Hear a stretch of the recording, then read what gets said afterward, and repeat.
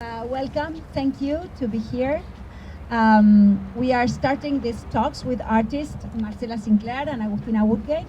Here we are Diana Wechsler and Florencia Battiti, curators of disruptions. We are going to make an introduction with Diana so as to tell you how we start working in this project. We were invited by Art Basel Cities, Buenos Aires, to curate an exhibition in a public space. We both have experience in curating in public spaces, but in this case, we thought not to work on a traditional exhibition. We didn't want to use this park that it's beautiful and very symmetric and orthogonal to turn it into an exhibition place. For us was more important to make a disruption actually in the everyday use of this park. Yes, we like to install something to invite people to think with art, to produce another parkour in this space, and to see the landscape from the art pieces. Because of that, I would like to introduce Agustina to talk about her proposal. Hi everyone, thank you for coming. My work is the one that you see right all around us, and it does offer a different perspective from the park, one that we often don't get the chance. These sort of pedestals, monumental pedestals, are also partially staircases that invite the audience to go up the steps, and once you're up there, you discover something else. These pedestals are also water fountains, and they are providing fresh water directly from the source, the park source. That's all the way to the end. You can follow the pipe with your eyes and then maybe discover the rest. So the grid of the water is visible, and it was really interesting to also think when putting the work. We didn't really had many choices, and working with the park also the opportunity, not the opportunity, but the challenges of thinking where a piece goes. Sometimes it's beyond where we want it to go or where it looks good. It's where it needs to go and when it can go, no? So in this case, we had to find the source first. The other thing is about the materiality. Probably you know that the materiality of a contemporary piece is part of the sense or the concept of the piece. Yes, another important thing for me was to look at the park itself and the materials that were already present around. If you look at the Bass Museum, for example, and its facade, as well as the two monuments, the two permanent monuments that are on the other side of the park, they're made out of a local material, a local stone. It's called keystone. And then also oolite, Miami oolite. These stones are locally sourced and from Homestead. If anybody is from Miami, you might know. And it was important for me to respond in a manner that the sculptures wouldn't look like they were brought just for this, but that they have been here and that they belong to somehow blend into the park and at the same time offer something that the park was failing to do, which is water. This park has a ton of runners and people and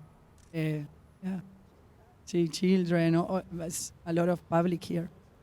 Yeah, linking with what Agustina was telling you, with Diana, we thought really interesting that Agustina is approaching to a very interesting and political subject like water in a very poetical way. I mean, we like that. We like the curatorial, in our curatorial vision, that was really a plus, no? The way she deals with a very delicate and a very contemporary issue, like environmental issue, but in a very poetical and also playful way.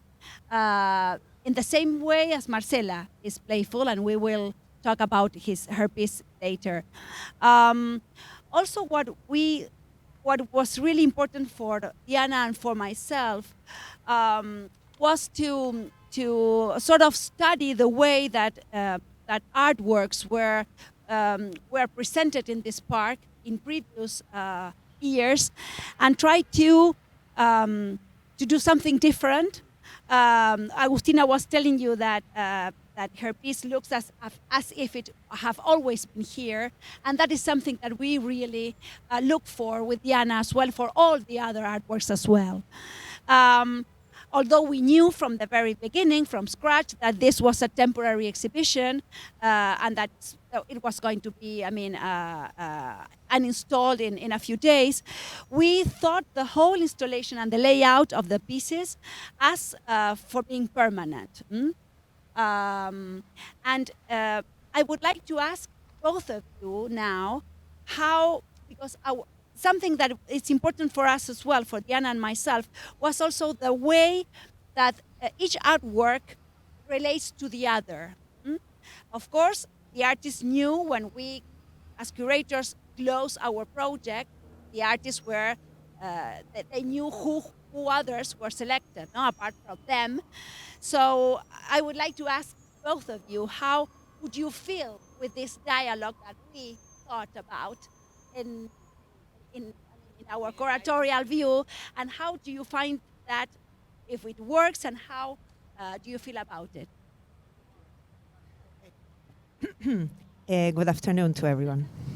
I was telling the curators earlier that I found really stimulating to see a show when the art pieces are not, where the art pieces are not like put there, you know, but they relate to each other because they all relate to this space.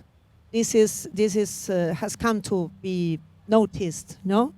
And they have there are several links that you can make between them, some formal links and some conceptual links, and I really appreciate that. That's what I would say right now. For me also, public art, I like to call it context art. I don't see any difference between that. And the way that each of the artists were able to sensibilize to the landscape around it in their own ways, I thought it was very interesting. Some of them more intuitive than others, but still very honest. In ways, for example, the way that we are all somehow using nature, or I don't like to use the word use actually, but thinking through nature, or with Pablo, living with it and coexisting, no? So if it is for the materiality or the conceptual link between us, but at the same time, I find the works, all of them actually quite political in a very subtle way. It's not trying to force crazy activism that is shouting, but they are very, I find them very, very politically strong, and that I appreciate a lot. We all thought that, I think that a present piece, an art piece, an art project in the public space is a political state, because it's to offer for free the opportunity to be close to some project that normally are inside a museum or in an institution that is part of a convention to be there or to get in. And in this case, it's free entrance, it's free transit, and free interaction with the pieces. Yes. So these disruptions, we thought for the visitors to come upon them. They were also quite disruptive for us. I mean, when you are working outdoors, outside the white cube, outside the the carefully protected institution like a museum or a cultural center. There are a lot of factors that you actually don't control. That I mean, the artists and curators, I mean, for all of us, and that is interesting in political terms, because you really don't control how people will react on this species. But it's also part of what it makes it so interesting for us.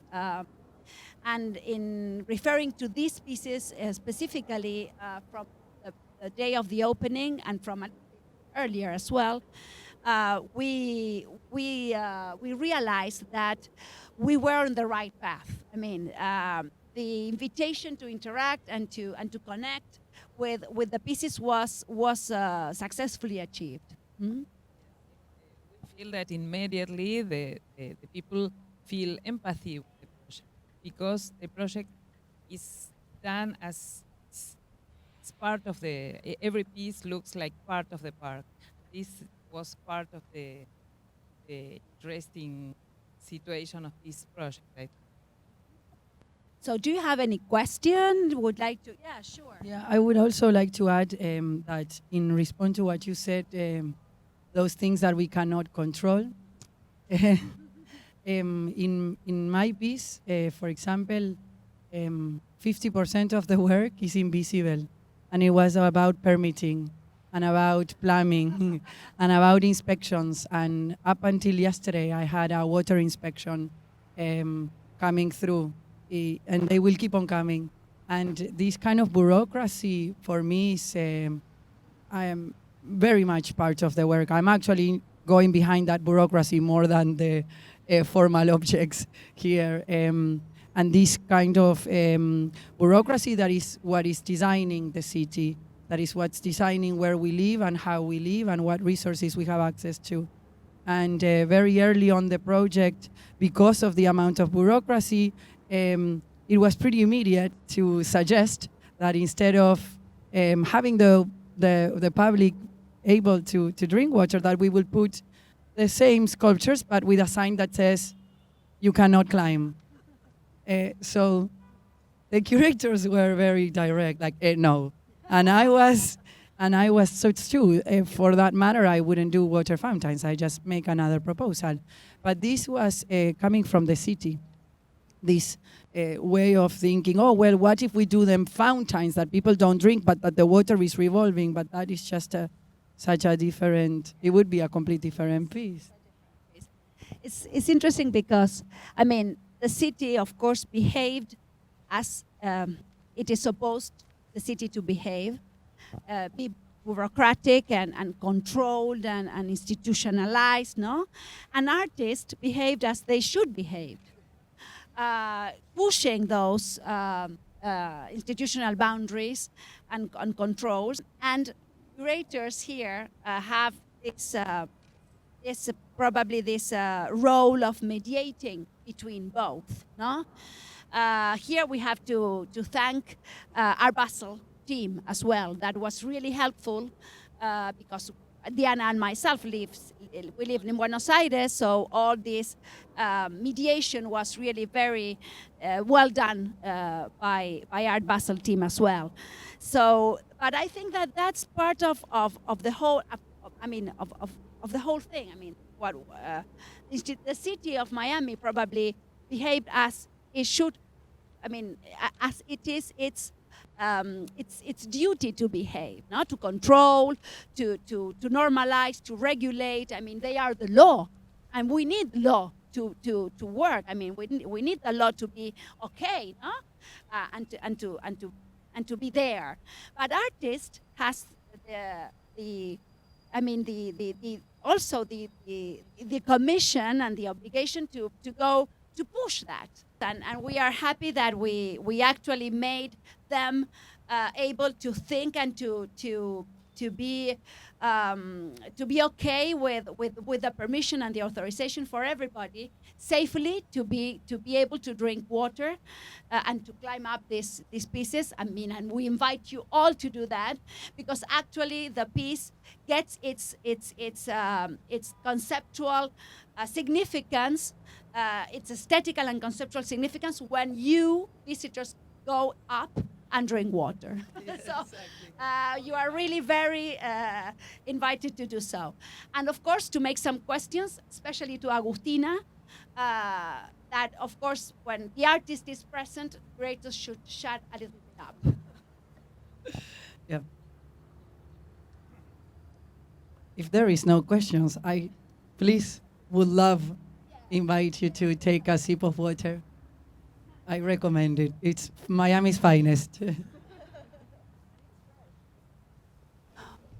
When Diana and me invited Marcela to take part of this exhibition, Marcela told us that she had never been in Collins Park. And Marcela always works very site-specific conscious, no? Not only in this project, but in the whole body of work. So she started doing what all of us would have done, that it's Googling Collins Park. And the image that continuously appeared was Ugo Rondinone's Miami Mountain. No? It happened to be an icon of the city. So that was the starting point for Marcela's piece and for Marcela's project. Tell us how would you came with the idea of like proposing a sort of dialogue with this Rondinone piece? Well, as Florencia said, I mostly do site-specific works because I tend to think that there are some people who will relate to the piece. So I try to know them in a way that allows me to address to them and to engage them in some kind of proposal, which mostly is about, that's my intention, to give people tools to rethink about the way we all spend our time and use space in this planet, the time we have. This time I was far away, so I knew that there were many schools nearby, and I knew there were people that jogs here or comes to walk, and there was this piece, which is a big monument and a selfie point. It's spectacular, and it relates to, it's a twist on land art that incorporates this pop culture we live in, but it still remains to be big, you know, big, vertical. It's like an exhibition of power too, you know? Phallic, it's phallic, you know. And then me as a female artist from Buenos Aires, I wanted to propose another kind of approach to public space and how public art intervenes in it. And it was more like to make accessible for people to grab art, you know, to grab the stone. The stone is like the most basic thing and meaningless maybe, but it can mean a lot of things. You can do many things, different things with stones. And well, it came from there. And I suppose it comes also from all the years I spent as a teacher. I'm an art teacher. I work with kids from, I won't say how many years, but a lot. And I think I work with a constructivism theory, so you don't teach people, but you allow them to learn by themselves by providing some stimulus. And we said before, every art in a public space is political, and I find that this possibility for people to think and build together or unbuild together is what I want to do, not only as a teacher, but as an artist too, for instance. Something else? I can keep talking and talking, eh? Actually, I will just share with our audience a little, because linking with what we were talking previously with Agustina, in public space, there are a lot of factors you really don't control. One of them was how would people interact with my piece, in the case of Marcela. Would they really engage with our invitation to do whatever they want with the stones, with the colored stones? Would the stones be enough? We really didn't know. We really didn't know. And that unknown, disruptive aspect of this exhibition make us all a little bit nervous, of course, but we really enjoyed it as well. I mean, because art is also a matter of not knowing everything from the beginning. I mean, art is something, it's a matter of being curious and of really going through experiences that you really don't understand rationally 100%. And that is not only for artists, it's for curators and for you, I mean, spectators. So that is something that I wanted to highlight. I mean, art it's about not knowing everything. I mean, it's about, you know, making your best and then just say, okay, let's see how this will go on. And it absolutely, how to say in English, that something really went out of our expectation. I mean, people are all the time interacting with Marcela's piece in a very playful way, no? As you can see. And from our very our previous worries, we started saying people, okay, I mean, don't take the stones home. Wait until Sunday, please. So I mean, what was really our preoccupation at first, it came all I mean, the other way around, no? I only would like to add that art is about uncertainty. Then the challenge for artists and curators is to invite people to this, to install itself in this kind of an uncertainty. For me, it was certainty. Yeah. For me, it was really important that this work wouldn't have instructions, you know, because there are many pieces, participatory, collaborative art, that you can participate in a way.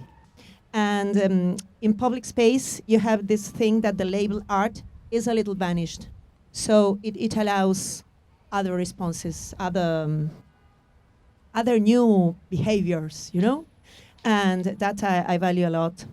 But it is really different here than other places. I didn't even know if the city would allow to throw a lot of loose stone in a park, you know? But it's happening, and anyone has been injured yet? And yes, that I wanted to say too. Oh, and I also, of course, would like to invite you all to do your thing with the stones. As you wish, be my guests. Thank you very much.